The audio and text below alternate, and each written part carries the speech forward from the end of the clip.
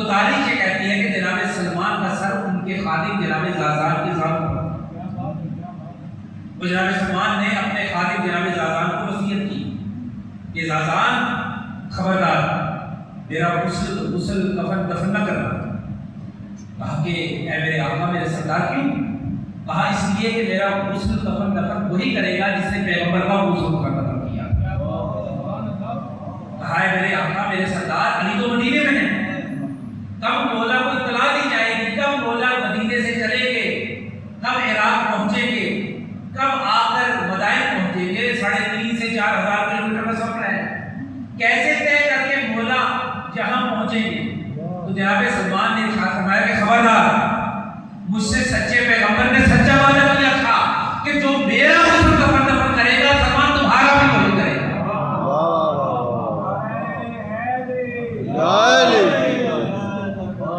جو میرا غسل کفن دفن کرے گا وہی تمہارا غسل اور کفن اور دفن کرے گا۔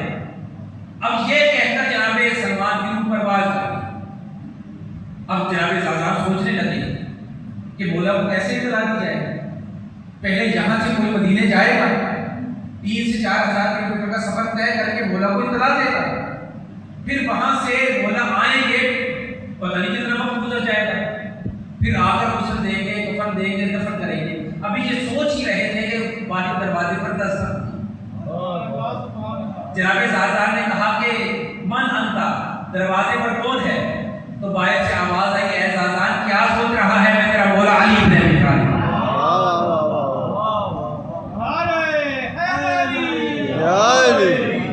وہ مولا نے پلک چھپکتے ہی مدینے سے مدائن پہنچ کر بتا دیا کہ جو قرآن کی آیت او کتی الارض یعنی جو زمین کو سمیٹنے کا مصداق وہ علی بن ابی طالب ہے۔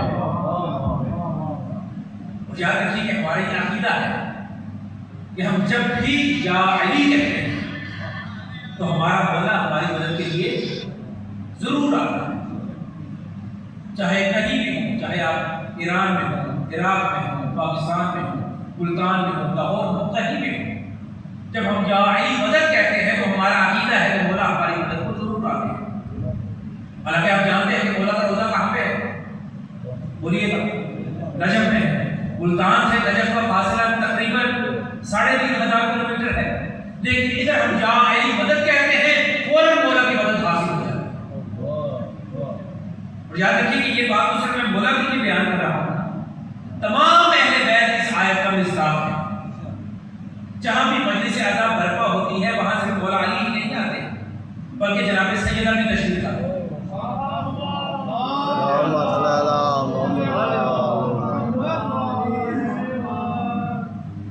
جناب سیدہ بھی تشریف لاتی ہے۔ مجھے بتائیے کہ جناب سیدہ کی قبر اطہر کہاں پہ ہے؟ مدینہ میں۔ مدینہ سے ملتان کا فاصلہ کتنا ہے؟ تقریباً 4,500 کلومیٹر کا فاصلہ ہے، لیکن جہاں پر بھی مجلس عزا برپا ہوتی ہے جناب سیدہ تشریف لے آتے ہیں۔ گویا کہ جو زمین کو سمیٹنے کا ہنر جانتا ہو اسے محمد والد، یعنی جو قرآن کی آیت او کتی الارض یعنی جو زمین کو سمیٹنے کا ہنر جانتا ہو اسے جناب محمد مصطفیٰ کہتے ہیں، اسے جناب علی مرتضیٰ کہتے ہیں، اسے جناب سیدہ کہتے ہیں، اسے محمد والد محمد کہتے ہیں، اسے وقت کا امام جو پردہ غیبت میں رہ کے ہر مقام پر پہنچ جائے اسے مہدی اعظم کہتے ہیں۔ سلوات پڑھیے مولا۔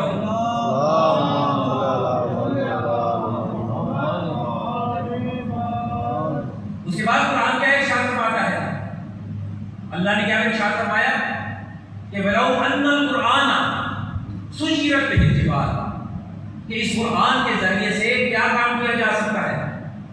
اس قرآن کے ذریعے سے سُيِّرَتْ بِهِ الْجِبَالُ، پہاڑوں کو جلایا جا سکتا ہے، پہاڑوں کو ہلایا جا سکتا ہے۔ پھر کیا فرمایا؟ او قطعت بہ الارض، اس قرآن کے ذریعے سے زمین کو سمیٹا جا سکتا ہے۔ پھر کیا فرمایا؟ او کلم بہ الموت، اس قرآن کے ذریعے سے مردوں سے کلام کیا جا سکتا ہے۔ اور یاد رکھیے کہ یہ جو بات میں نے عرض کی کہ او کلم بہ الموت، کہ اس قرآن کے ذریعے سے مردوں سے کلام کیا جا سکتا ہے۔ یاد رکھیے کہ یہ تورات کی، زبور کی، انجیل کی آیت نہیں ہے، کہ جسے کچھ یہ کہتے ہیں کہ صاحب یہ منسوخ کتابوں سے آپ نے بات کر دی، اس کی آپ سے نہیں مانتے. یہ تو بخاری مسلم کی بات بھی نہیں ہے کہ جسے وہ شیعہ کہتے ہیں کہ صاحب یہ اہل سنت کی کتاب ہے اس لیے میں اسے نہیں مانتا. یہ اہل تشیع کتاب الکافی کی بات بھی نہیں ہے، من لا یعذر الفقیہ کی بات بھی نہیں ہے، یہ استفسار کی بات بھی نہیں ہے، یہ تہذیب کی بات بھی نہیں ہے، یہ نہج البلاغہ سے بھی عرض نہیں کر رہا، یہ مفاتیح الجنان سے بات نہیں کر رہا، یہ قرآن کی آیت سورہ رعد کی 31ویں آیت کی بات کر رہا ہے کہ جسے کوئی رد نہیں کر سکتا. شیعہ کتاب نہیں کہ جسے کوئی اہل سنت کہتے کہ صاحب میں اسے نہیں مانتا. اہل سنت کتاب نہیں کہ جسے کوئی شیعہ کہتے کہ صاحب میں اسے نہیں مانتا. کوئی تاریخ کی کتاب نہیں کہ جسے کوئی کہتے کہ صاحب یہ تاریخ ہے اس لیے ہم اسے نہیں مانتے. کوئی حدیث کی بات نہیں ہے کہ جسے کوئی کہتے صاحب یہ ضعیف حدیث ہے اس لیے ہم اسے نہیں مانتے. یہ قرآن کی سورہ رعد کی 31ویں آیت ہے کہ میں نے عرض کیا کہ او کلم بہ الموت، کہ اس قرآن کے ذریعے سے مردوں سے کلام کیا جا سکتا ہے. اب مہدی کیسے کلام کیا جا سکتا ہے؟ محمد قرآن دعویٰ کرتا ہے اور اس دعوے کی دلیل کا نام اہل بیت علیہم السلام. تو قرآن نے کیا دعویٰ کیا؟ او کلم بہ الموت، اس قرآن کے ذریعے سے مردوں سے کلام کیا جا سکتا ہے. اب تاریخ سے بتاتی ہے کہ 11 ہجری کو رسول اللہ کی رحلت کے بعد 12 ہجری کو 3 عالم مدینے میں آئے. اب آپ جانتے ہیں کہ اس دور میں 1400 سال پہلے کوئی موبائل فون تو نہیں تھے، کوئی وائرلیس تو نہیں تھی، کوئی انٹرنیٹ کا نظام تو نہیں تھا کہ آپ کہ ہاں اگر ایک حادثہ پیش آ جائے تو پوری دنیا میں فوری طور پر خبر منتقل ہو جاتی ہے. یہ 1400 سال پہلے کی بات ہے. تو 3 عالم مدینے میں آئے. آ کے انہوں نے کہنا شروع کر دیا کہ ہم مسلمانوں کے رسول محمد مصطفیٰ سے ملاقات کرنا چاہتے ہیں. مدینے والوں نے بتایا کہ صاحب رسول اللہ کی رحلت ہوگی، رسول اللہ کو انتقال کر کے ہیں. تو انہوں نے کہا کہ ہمیں بہت افسوس ہے کہ آپ کے رسول دنیا سے چلے گئے، لیکن بات یہ ہے کہ جو بھی رسول دنیا سے جاتا ہے وہ اپنے بعد اللہ کے ولی اور اپنا وسیع ضرور چھوڑ کے جاتا ہے، اور وہ امت میں سب سے بڑا عالم ہوتا ہے. لہٰذا اگر تمہارے رسول کی رحلت ہو گئی ہے تو تمہارے رسول کا وسیع تو ہوگا، لہٰذا ہماری ان سے ملاقات کروا دو، ہم ان سے کچھ سوالات کرنا چاہتے ہیں. اب جیسے ہی جناب سلمان فارسی نے یہ جملہ سنا تو انہوں نے ان کا ہاتھ تھاما اور بارگاہ امیر المومنین پہ لے آئے. تو انہوں نے عجیب منظر دیکھا کہ امیر المومنین باغ میں ہاتھ میں بیلچہ لیے ہوئے باغ کی مٹی کو اوپر سے نیچے اور نیچے سے اوپر کر رہے ہیں. انہوں نے امیر المومنین کا چہرہ دیکھا تو عجیب چاہو جلالت دیکھی کہ امیر المومنین کی پیشانی پر محنت کے پسینے ہیں. جناب سلمان نے کہا جانتے ہو یہ کون ہے؟ تو ان 3 علماء نے جانتے ہیں کیا کہا ہمیں بتانے کی ضرورت نہیں یہ کون ہے، اس لیے کہ ان کے چہرے کا جلال اور خوبصورتی بتا رہی ہے کہ یہ اللہ کے ولی اور رسول اللہ کے وسیع.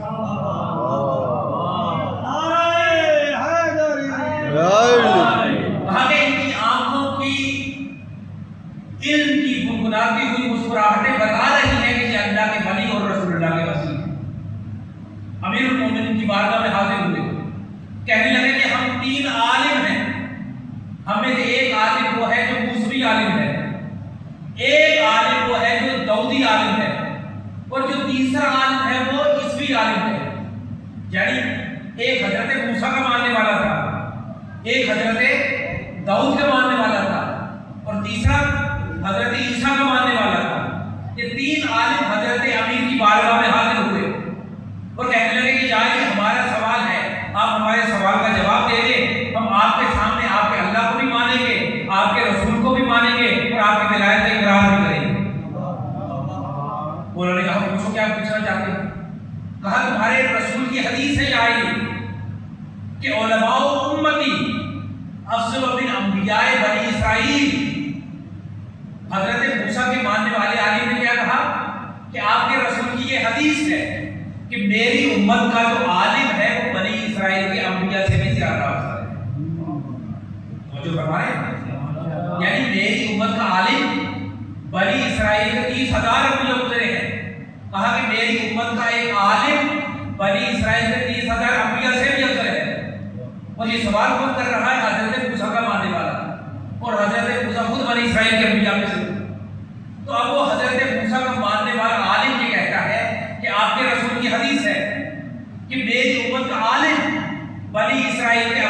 زیادہ افضل ہے؟ تو مولا نے فرمایا کہ ہاں میرے رسول کی یہ حدیث ہے کہ میری امت کا عالم بنی اسرائیل کے انبیاء سے افضل ہے۔ کہا کہ پھر آپ تو اللہ کے ولی بھی ہیں، رسول اللہ کے وصی بھی ہیں، آپ بہت بڑے عالم بھی ہیں اور مسلمانوں کے خلیفہ بھی ہیں، تو آپ سے ایک سوال ہے کہ آپ نے کہا کہ آپ بنی اسرائیل کے انبیاء سے زیادہ افضل ہیں، اور بنی اسرائیل کے انبیاء میں سے ایک نبی ہے جن کا نام ہے حضرت موسیٰ، جن کا میں ماننے والا ہوں۔ حضرت موسیٰ کو اللہ نے ایک معجزہ عطا کیا تھا۔ کہا کیا کہ حضرت موسیٰ جب اپنے عصا کو زمین پر ڈالتے تھے تو وہ اژدہے میں تبدیل ہو جاتا۔ تو کہا کہ میں کیا چاہتے ہو؟ کہا کہ آپ کے ہاتھ میں یہ جو بیلچہ ہے آپ اسے زمین پر ڈال دیں، اگر یہ بیلچہ اژدہے میں تبدیل ہو جائے تو میں آپ پر ایمان لے آؤں۔ اب مولا نے جیسے ہی یہ جملہ سنا، مولا نے اپنے ہاتھ میں پکڑے ہوئے بیلچے کو زمین پر ڈال دیا۔ جیسے ہی زمین پر ڈالنا تھا کہ وہ اژدہے میں تبدیل ہو گیا۔ جیسے ہی وہ اژدہے میں تبدیل ہو گیا تو ایک مرتبہ بلند آواز سے کہنے لگا کہ اشہد ان لا الہ الا اللہ واشہد ان محمد رسول اللہ واشہد ان امیر المؤمنین و امام المتقین علی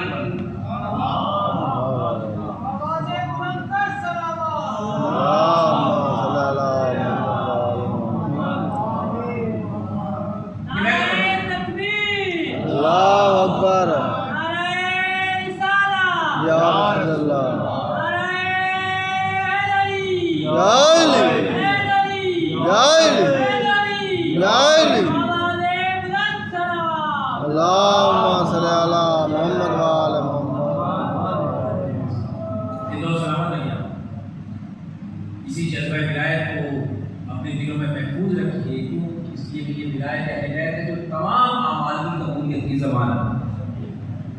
مومن کی یہ نشانی ہوتی ہے کہ جب اہل بیت کی ولایت کا ذکر ہو تو اس کا چہرہ کھل اٹھتا ہے۔ میں نے عرض کیا کہ مولا نے کیا فرمایا کہ او کل و بہل موت، اس قرآن کے ذریعے سے مردوں سے کلام کیا جا سکتا ہے۔ تو تین عالم مولا کے سامنے آئے۔ پہلے نے کیا کہا؟ میں موسیٰ کے ماننے والا ہوں۔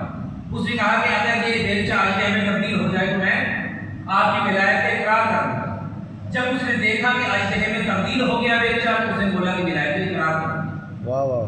اس کے بعد دوسرا عالم آگے بڑھا، وہ حضرت داؤد کا ماننے والا، وہ کہنے لگا کہ مولا میرے جو نبی کو اللہ نے معجزہ عطا فرمایا تھا وہ کیا تھا؟ بولیے گا، لوہے کو نرم کرتے تھے۔ کہ حضرت داؤد کے پاس اللہ نے جو معجزہ عطا کیا تھا وہ یہ تھا کہ وہ لوہے کو ہاتھ لگاتے تھے تو وہ نرم ہو جاتا۔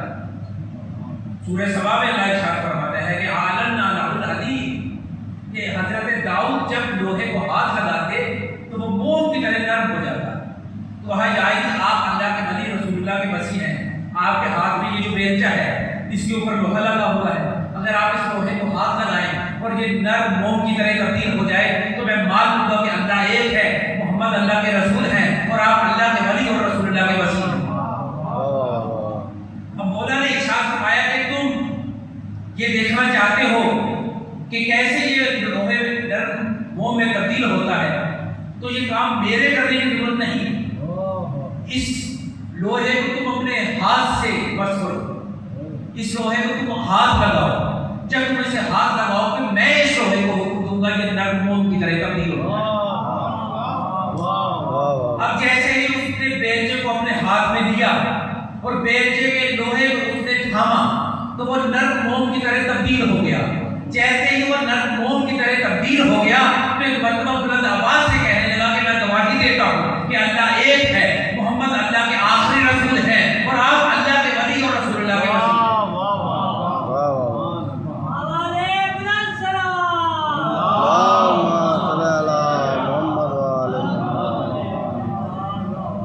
اس کے بعد قرآن نے کیا کہا کہ او کلم بہل موت، اس قرآن کے ذریعے سے مردوں سے کلام کیا جا سکتا ہے۔ اب جانتے ہیں کہ حضرت عیسیٰ علیہ السلام مردوں سے کلام کیا کرتے تھے، مردوں کو زندہ کیا کرتے تھے۔ لیکن یاد رکھیے جو بات عرض کرنا چاہتا ہوں وہ یہ ہے تاکہ غلط فہمی بھی دور ہو جائے، حضرت عیسیٰ مردوں سے کلام نہیں کرتے تھے بلکہ مردوں کو زندہ کیا کرتے تھے۔ جو مردوں سے کلام بھی کرے اور مردوں کو زندہ بھی کرے، اور اس وارث قرآن اہل بیت علیہ السلام ہے۔ حضرت عیسیٰ مردوں کو زندہ کیا کرتے تھے، ان سے کلام نہیں کرتے تھے۔ حضرت عیسیٰ روح اللہ ہے، حضرت موسیٰ کلیم اللہ ہے۔ حضرت موسیٰ خدا سے کلام کیا کرتے تھے، وہ بھی مردوں سے کلام نہیں کرتے تھے۔ حضرت عیسیٰ مردوں کو زندہ کیا کرتے تھے، مردوں سے کلام نہیں کرتے تھے۔ مگر اہل بیت علیہ السلام وہ ہے جو مردوں کو زندہ بھی کرتے تھے، اور او کل وبہم موت ہم نصاب ہو کر مردوں سے کلام بھی کیا کرتے تھے۔ اب حضرت عیسیٰ کا ماننے والا اٹھا، اس نے کہا کہ میں حضرت عیسیٰ کا ماننے والا ہوں، اور آپ آخری نبی حضرت محمد کے ولی ہیں، ان کے وصی ہیں۔ تو حضرت عیسیٰ کو جو اللہ نے معجزہ عطا فرمایا تھا وہ کیا تھا؟ وہ مردوں کو زندہ کیا کرتے تھے۔ میں یہ چاہتا ہوں کہ آپ بھی مردوں کو زندہ کر کے دکھائیے۔ اس نے یہ نہیں کہا کہ مردوں سے کلام کر کے دکھائیے، اس کا یہ بات کہنا کہ مردوں کو زندہ کریے، اس بات کی دلیل ہے کہ حضرت عیسیٰ صرف مردوں کو زندہ کیا کرتے تھے۔ اس نے جب کہا کہ آپ اگر اللہ کے ولی ہیں، رسول اللہ کے وصی ہیں، تو مردوں کو زندہ کیجیے۔ امیر المومنین نے ارشاد فرمایا کہ اس کے لیے تمہیں میرے ساتھ قبرستان جانا پڑے گا۔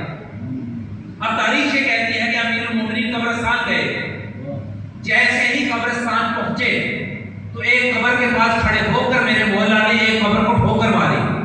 جیسے ہی ٹھوکر ماری، تاریخ یہ کہتی ہے کہ ایک مردہ قبر میں سے اٹھا، اپنے کفن کو چھاڑتا ہوا کہنے لگا السلام علیکم یا امیر المومنین،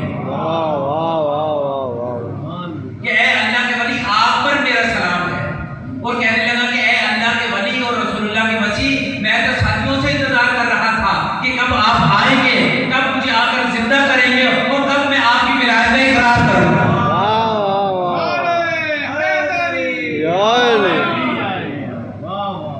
قرآن نے کیا فرمایا کہ قرآن دعویٰ کرتا ہے، اور اس دعوے کی دلیل کا نام اہل بیت علیہ السلام۔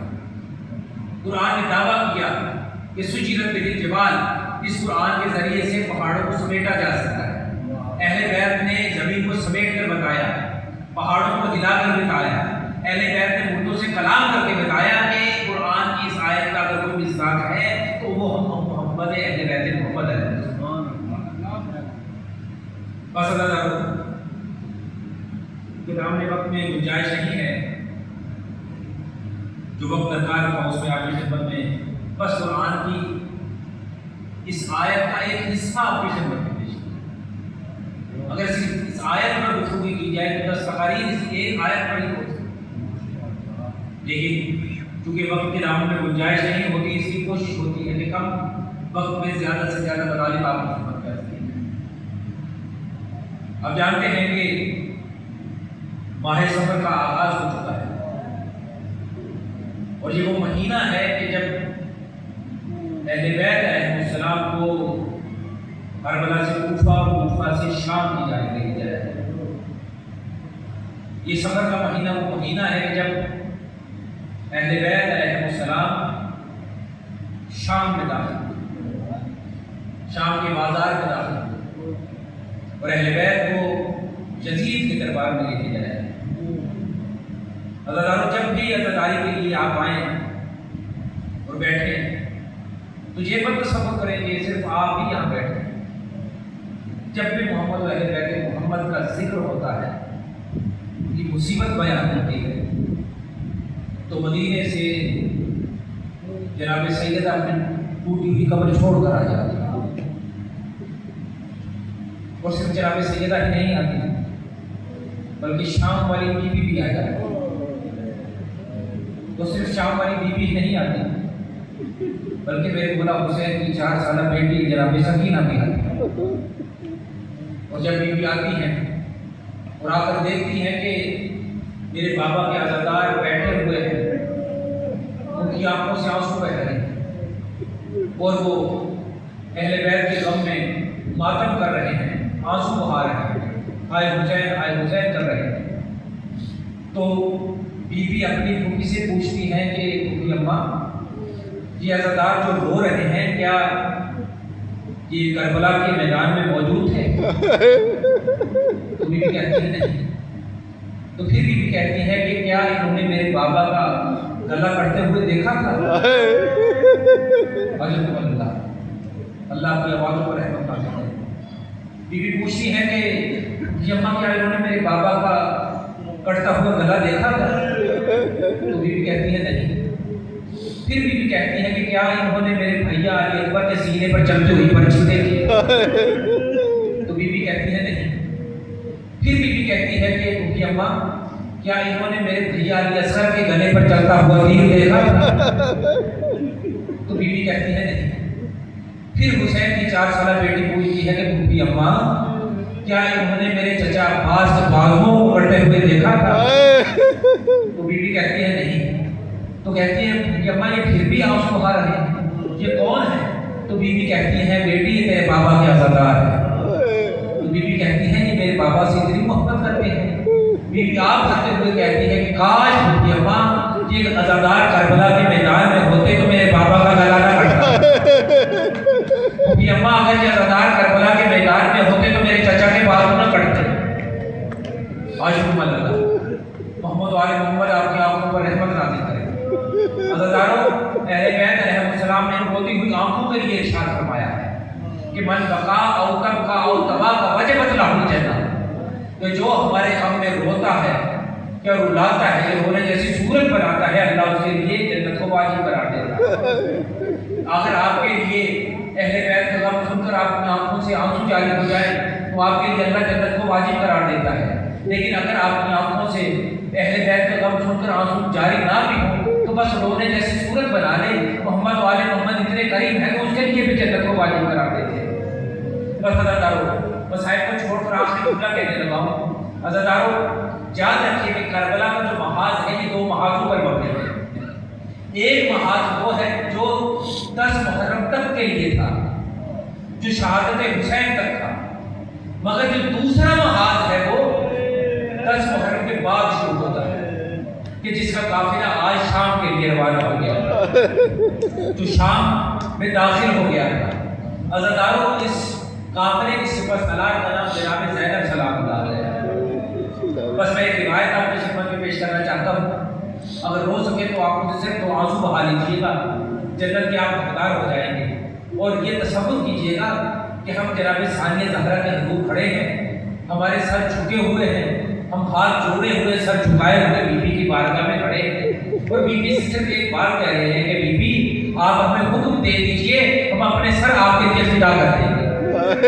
اور اے بی بی کاش ہم کربلا کے میدان میں ہوتے تو ہم 4 سالہ حسین کی بیٹی سکینہ کے اوپر تماچے نہ لگ دیتے، اور اے بی بی کاش ہم شام میں ہوتے تو آپ کی چادر نہ چھنے دیتے۔ بس عزاداروں میں مسائل کی اس روایت کو آپ کی خدمت میں عرض کرنے لگا ہوں۔ آپ نے ان کا نام تو سن رکھا ہے نا، کیونکہ آج سے دن سے متعلق یہ روایت ہے اس لیے عرض کرنے لگا ہوں۔ آپ نے ان کا نام تو سن رکھا ہے نا، جو یزید کی زوجہ تھی اور ایک یہودی کی بیٹی تھی۔ تاریخ یہ کہتی ہے کہ یہ یہودی تھا، اس کی ایک بیٹی تھی جو کہ بالکل چھوٹی تھی اور ایک علاج مرض میں مبتلا ہو گئی۔ اس نے جگہ جگہ سے اپنی بیٹی کا علاج کروایا، لیکن ہر طبیب نے کہہ دیا کہ یہ بچی لا علاج ہے، اس کا علاج نہیں ہو سکتا۔ عزاداروں کسی نے اسے بتایا کہ اپنی اس بچی کو مدینے لے جاؤ، مدینے میں علی ابن ابی طالب رہتے ہیں، اللہ تمہاری بیٹی کو ان کے تبسم سے شفا عطا کرے گا۔ یہ اپنے شہر سے چلا، مدینے پہنچا۔ مدینے میں امیر المومنین کی بارگاہ میں حاضر ہو کے کہتا ہے کہ یا علی میں بڑی امیدوں سے آپ کے پاس آیا، مجھے بتایا گیا ہے کہ آپ خوشی خوشا ہیں، یہ میری بیٹی ہے جو چند سال کی ہے، اسے تمام اطباء نے اور طبیبوں نے لا علاج قرار دے دیا ہے، ہو سکے تو میری بیٹی کے لیے شفا کا کوئی امکان پیدا کر دو۔ امیر المومنین نے اپنے خادم کو بلوایا اور اسے کہا کہ جاؤ ایک ظرف لے کے آؤ، ایک تشت لے کے آؤ کہ جس میں پانی بھرا ہوا ہو۔ وہ پانی سے بھرا ہوا تشت لے کر آیا، امیر المومنین کے سامنے لاکھوں سے رکھ دیا۔ اب جناب امیر نے ارشاد فرمایا کہ جاؤ میرے بیٹے حسین کو بلا کے لاؤ۔ امام حسین آئے، امام نے ارشاد فرمایا کہ اے میرے بیٹے حسین ذرا اپنے ہاتھ کو اس پانی سے مسح کر دو۔ امام نے اپنے ہاتھ کو اس پانی میں ڈالا۔ امام نے ارشاد فرمایا کہ اے یہودی اس پانی کو لے جاؤ، اپنی بیٹی کے سر پہ ڈالنا، اللہ تمہاری بیٹی کو شفا عطا کرے گا۔ بس عزاداروں وہ یہودی اس پانی کو لے کر اپنے شہر پہنچا اس نے اپنی بیٹی کے سر پہ ڈالا، اس کی بیٹی شفا پا گئی۔ بس داروں رونے کے لیے یہ جملہ ہی کافی ہے۔ ایک دن اس یہودی کی بیٹی نے اپنے باپ سے کہا کہ بابا یہ شفا والا پانی آپ کہاں سے لے کے آئے تھے؟ اس کے باپ نے کہا کہ مدینے میں حسین رہتے ہیں، حسین نے اپنے ہاتھوں سے اس پانی کو بس کیا تھا، اللہ نے اس پانی میں شفا ڈال دی۔ کہا کہ بابا میرا بھی دل چاہتا ہے کہ میں مدینے والے حسین سے ملاقات کروں، میں مدینے والے حسین پر ایمان لے کے آؤں۔ باپ اپنے شہر سے چلا، مدینے میں پہنچا۔ مدینے میں جیسے ہی اس یہودی کی بیٹی پہنچی، امام حسین کو جیسے ہی اس نے دیکھا تو دیکھ کر امام کو کہتی ہے کہ مولا میں آپ پر ایمان لے آئی۔ جب مولا پر وہ بیٹی ایمان لے آئی نا تو ایمان نے ارشاد فرمایا کہ تم مجھ پر ایمان لے آئی؟ کہا کہ ہاں مولا میں ایمان لے آئی۔ کہا کہ اچھا اب جاؤ ایک کام کرو۔ کہا کہ کیا؟ کہا میری بہنوں کے پاس چلی جاؤ۔ اب اس یہودی کی بیٹی امام کی بہنوں کے پاس چلی گئی۔ بی بی زینب کو کلثوم کے پاس جا کے کہتی ہے کہ بی بی میں آپ کے بھیا حسین پر ایمان لے کے آئی ہوں، میں چاہتی ہوں کہ آپ مجھے کچھ تعلیمات دیں، کچھ دین کی تعلیم دیں۔ تو بی بی نے صرف ایک تعلیم دی۔ بی بی نے کہا کہ تم مجھ سے کچھ سیکھنا چاہتی ہو؟ کہا کہ ہاں بی بی میں سیکھنا چاہتی ہوں۔ کہا کہ مجھے کچھ سکھائیے۔ کہا کہ بس ایک چیز سیکھتے۔ کہا کہ کیا؟ کہا کہ ایک چیز سکھاتے ہیں، وہ یہ ہے کہ بس چادر لینا سیکھ لیں، تیرے سر سے چادر نہ اترنے پائے۔ بس دارو میں تفصیل میں نہیں جانا چاہتا ہوں کہ کس طرح حاکم شام نے اپنے بیٹے یزید کے لیے جناب ہند کا رشتہ کیا، اس لیے کہ تفصیلات کا وقت نہیں ہے۔ بس اتنا عرض کروں گا کہ ہند کا یزید سے نکاح ہو گیا، ہند کا یزید سے بیاہ ہو گیا اور ہند شام میں دمشق میں چلی گئی۔ کوئی ایسا دن نہیں تھا، کوئی ایسا ہفتہ نہیں تھا، کوئی ایسی نماز نہیں تھی جس نماز میں امام حسین کے لیے دعا نہ کرتی، امام حسین کی سلامتی کے لیے نظر کیا کرتی کہ بارے رہا میرا مولا حسین سلامت رہے۔ لیکن عزیزانو تاریخ یہ بتاتی ہے کہ 61 ہجری کو جب کربلا کا واقعہ ہو چکا نا عزیزانو، تو ہند کو کسی نے دمشق میں اطلاع دی کہ آج ہی یکم صفر کو شام میں کچھ باغیوں کا قافلہ آیا ہے۔ ہند نے کہا کہ اچھا باغیوں کا قافلہ آیا ہے؟ کہا کہ ہاں قافلہ آیا ہے۔ کہا کہ اچھا میں بھی باغیوں کو دیکھنا چاہتی ہوں، ذرا میرے لیے پردے کا اہتمام کر دو، ذرا میرے لیے تخت کو لگا دو۔ اب پردے کا اہتمام کر دیا گیا، تخت لگا دیا گیا۔ جناب ہند نے برقع پہنا، چہرے پر باریک نقاب پہنا اور ایک تخت کے اوپر آ کر کھڑی ہو گئی۔ عزیزانو جیسے ہی یہ تخت کے اوپر آ کر کھڑی ہوئی نا تو دور سے جب بیویوں کا قافلہ آ رہا تھا تو دور سے بی بی زینب نے ایک بیوی کو دیکھا کہ جو کہ تخت کے اوپر کھڑی تھی، جس نے برقع پہنا ہوا تھا، جس نے باریک نقاب پہنا ہوا تھا۔ ایک مرتبہ بی بی زینب نے اپنے ساتھ کھڑی ہوئی اپنی بہن ام کلثوم سے کہا کہ اے ام کلثوم دیکھ رہی ہو کہ وہ سامنے تخت پر کون بیوی کھڑی ہے؟ اللہ آپ کی آنکھوں پر رحمت نازل کرے۔ ایک مرتبہ بی بی زینب نے بی بی ام کلثوم سے کہا کہ بہن ام کلثوم کیا دیکھ رہی ہو کہ وہ تخت کے اوپر پردے کے پیچھے کون بیوی کھڑی ہے، جس نے چادر بھی لی ہوئی ہے، جس نے باریک کپڑے سے نقاب بھی کیا ہوا ہے۔ حضرت بس رونے کے لیے یہ جملہ ہی کافی ہے۔ بی بی ام کلثوم نے کہا کہ بہن جب سے عباس کی شہادت ہو گئی ہے تب سے میری دور کی بینائی کمزور ہو گئی ہے، مجھے دور کی چیزیں نظر نہیں آتی، مجھے دور کی بینائی کمزور ہو گئی ہے۔ کہا کہ بی بی آپ بھی بتائیے کہ وہ کون بیوی ہے جو پردے کے پیچھے کھڑی ہے، تخت کے اوپر کھڑی ہے، جس نے اس مجمع میں چادر بھی لی ہوئی ہے، جس نے باریک نقاب بھی کیا ہے۔ بی بی زینب نے کہا بہن ام کلثوم سن سکتی ہو تو سنو، ذرا صبر کا دامن تھام کر سنو، یہ وہی ہند ہے جسے ہم نے چادر لینا سکھایا، یہ وہی ہند ہے جسے ہم نے پردہ کرنا سکھایا تھا، یہ وہی ہند ہے کہ جسے ہم نے نقاب کرنا سکھایا تھا۔ بس دارو رونے میں بخل نہ کیجیے گا، بس میری طرف دیکھیے گا۔ اس روایت کو ہمارے بڑے بڑے علماء نے اپنی کتابوں میں نقل کیا ہے۔ سلطان علی محمد میں بھی یہ روایت موجود ہے، ریاض القدس میں بھی یہ روایت موجود ہے، اور بھی دوسرے مفسرین نے اور مقابل نے اس روایت کو لکھا ہے۔ بس دارو سب بیوییں آ رہی تھی اور جیسے ہی سب بیوییں اس تخت کے پاس سے گزری تو سب بیویوں نے اپنے سر جھکائے ہوئے تھے۔ ہر بیوی یہ چاہتی تھی کہ ہند ہمیں کہیں پہچان نہ لے، یہ نہ دیکھ لے کہ یہ حسین کی بہنیں ہیں۔ بس دارو تاریخ یہ کہتی ہے کہ ہند پردے کے پیچھے کھڑی تھی، اس نے نقاب بھی کیا ہوا تھا، اس نے چادر بھی لی ہوئی تھی، وہ تخت کے اوپر بھی کھڑی تھی۔ جیسے ہی بی بی زینب اس کے پاس سے گزری ہے نا عزتدارو، ایک مرتبہ اس نے بی بی زینب سے مخاطب ہو کر کہا کہ اے بی بی آپ کہاں کی رہنے والی ہیں؟ اے بی بی آپ کہاں کی رہنے والی ہے؟ بی بی زینب نے سر جھکاتے ہوئے کہا نحن من بلاد المدینہ، کہ ہم مدینے کی رہنے والی ہیں۔ عزتدارو اگلا جملہ برداشت کیجئے گا، اس لیے کہ اس جملے کو ہند بھی برداشت نہ کر سکی۔ ہند نے جب مدینے کا نام سنا ایک مرتبہ تخت سے اتر کر زمین پر آ کر کھڑی ہو ایک مرتبہ تخت سے اتری زمین پر آ کر کھڑی ہو گئی۔ بی بی زینب نے سر جھکاتے ہوئے کہا کہ اے بی بی تجھے کیا ہو گیا؟ تو تخت سے اتر کر زمین پر کیوں آ کر کھڑی ہو گئی؟ کہا کہ تو نے مدینے کا نام لیا، کہ شہر مدینہ کے احترام میں زمین پر آ کر کھڑی ہو گئی۔ عجب اللہ، عجب اللہ۔ عزتدارو جیسے ہی جناب ہند تخت سے اتر کر زمین پر آ کر کھڑی ہو گئی تو ایک مرتبہ جناب ہند نے ہاتھ جوڑتے ہوئے کہا کہ اے بی بی اگر میں تجھ سے مدینے والوں کے بارے میں پوچھوں تو کیا تو مدینے والوں کو جانتی ہے؟ بی بی نے سر جھکاتے ہوئے کہا کہ ہاں پوچھو کن کے بارے میں پوچھنا چاہتی ہو؟ ایک مرتبہ ہند نے کہا کہ مدینے میں میرا مولا حسین رہتا ہے، کیا تم حسین کو جانتی ہو؟ بی بی زینب نے سر جھکاتے ہوئے کہا کہ اور کس کے بارے میں پوچھنا چاہتی ہو؟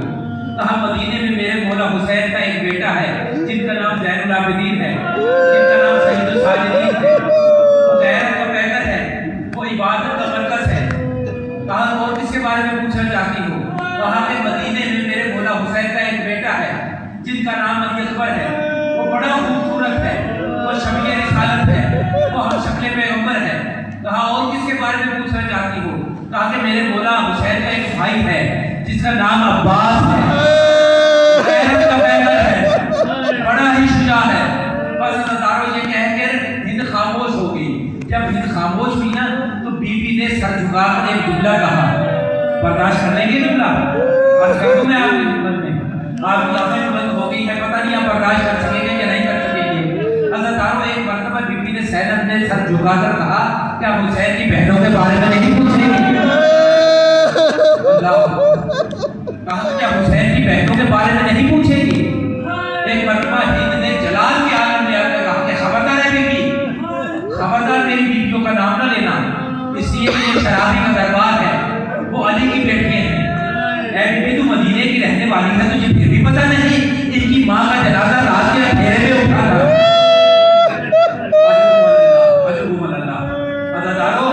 ایک مرتبہ جیسے ہی بی بی نے یہ جملہ سنا تو بی بی نے اپنی زلفوں کو پرے کیا، سر اٹھایا، کہا کہ پہچان میں کون ہوں؟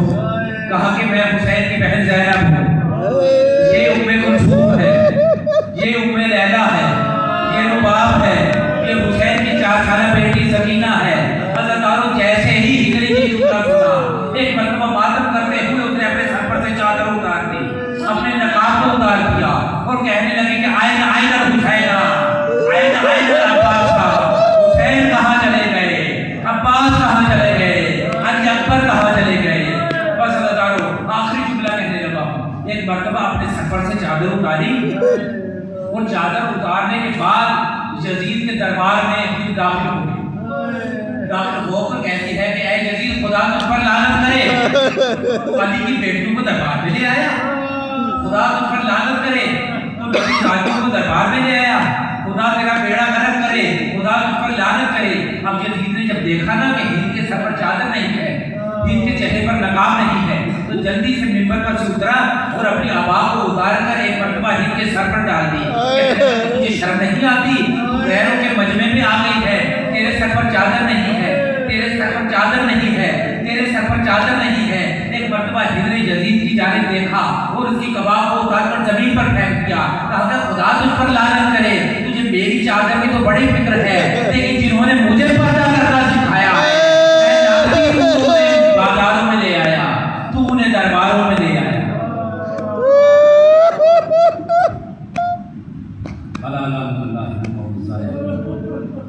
وسيعلم الذين ظلموا أيهم منقلب ينقلبون۔ بارك الله فيك محمد وعلى محمد۔